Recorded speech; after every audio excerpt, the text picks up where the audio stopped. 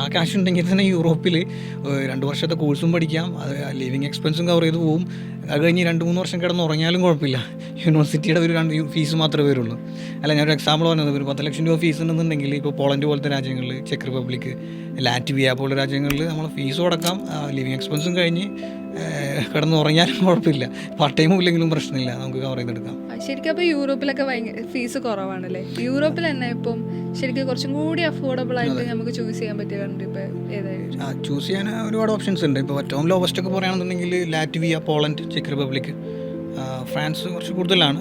എന്നാലും comparatively UK ഒക്കെ വെച്ച് നോക്കുകയാണെങ്കിൽ കുറവ് തന്നെയാണ് ഫ്രാൻസ്. ഇപ്പോൾ ഏറ്റവും ഫീസ് കുറവ് നോക്കുകയാണെന്നുണ്ടെങ്കിൽ ഇപ്പോൾ ലാറ്റ്വിയ നല്ലൊരു ഓപ്ഷനാണ്, പോളണ്ട് നല്ലൊരു ഓപ്ഷനാണ്. പോളണ്ടിൽ ഇപ്പോൾ വിസ റിജക്ഷൻസ് നല്ല കൂടുതലാണ്, അതിൽ ട്രിഗർ ചെയ്യുന്നൊരു വിഷയമാണ്, വിസ കിട്ടാത്തത് വലിയൊരു വിഷയമാണ്.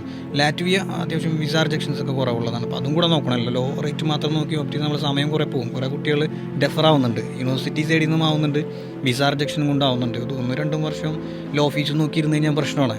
വിസ സൈഡിലേക്ക് വരുമ്പോൾ അത് വിസ അപ്രൂവലുള്ള കൺട്രിയും കൂടെ ചൂസ് ചെയ്യണ്ടേ.